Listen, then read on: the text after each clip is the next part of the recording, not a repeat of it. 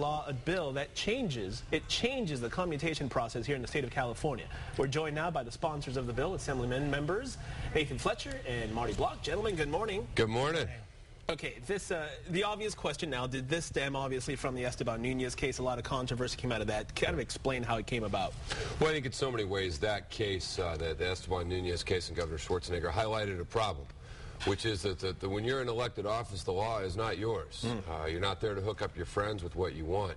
It's there to provide justice. And what is Marty Block and Bonnie Dumanis and myself came together to do was try and ensure a more fair process and ensure that the public is involved. And it requires the governor to give 10 days notice to the district attorney to notify the families to make sure that we don't see these things on the last few days as an administration is slipping out of town. And Marty, can you explain how this whole thing started? Give us a little background on the case, first of all, because a lot of people really were up in arms. I mean, we knew that there were commutations. We knew that governors and presidents can do this kind of thing.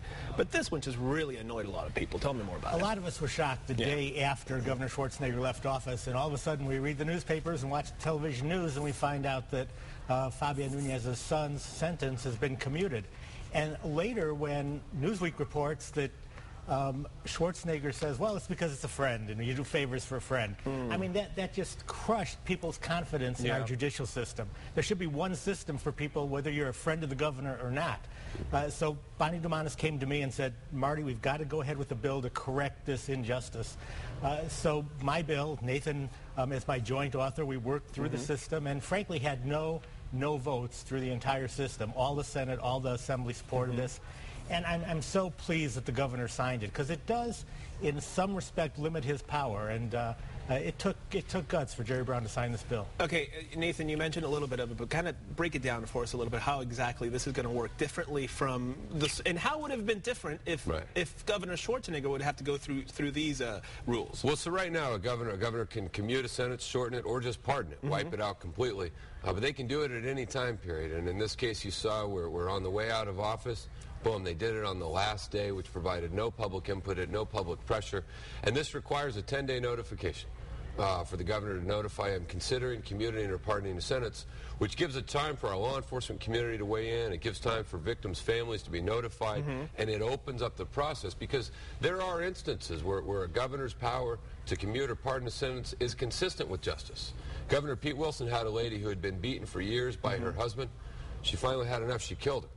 After 20 years in prison, he said, that's enough, I'm going to let you out. But what we think is that it shouldn't be done on the last few days. It shouldn't be done on the way out of office. It shouldn't be done in the dark at night.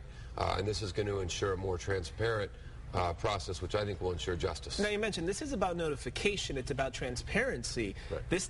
Does this not limit the governor's powers to still do these commutations? Because the power will still be there. It's just a matter of letting people know about it? The governor still can do commutation. He does, as Nathan said, now have a more balanced view. But I'm confident in Schwarzenegger's case, he wouldn't have done this particular commutation had his action been exposed to the light of day while he was still in office. So this doesn't legally limit what the governor can do, but public opinion will be brought to bear. And frankly, this is for the victims. No victim should find out in the newspaper or the radio about the killer of one of their family members having his or her sentence commuted. And we're not stepping on the governor's powers here, but once that announcement is made in the 10 days prior, can changes be made? Is it a matter of starting some sort of campaign to maybe convince the governor don't do this? Is that what it's all about? I mean, that really is. I mean, what you saw here was what you see all too often. You've seen it at the national level with presidents. It's just on the last day, there's so much, there's not news, there's not focus, there's not attention, some news coming in. And this is ensuring that something that is this important, where we're talking about either a plea or a jury conviction, to ensure that it's opened up, that law enforcement has time to weigh in, that the public is notified, the victim's family know.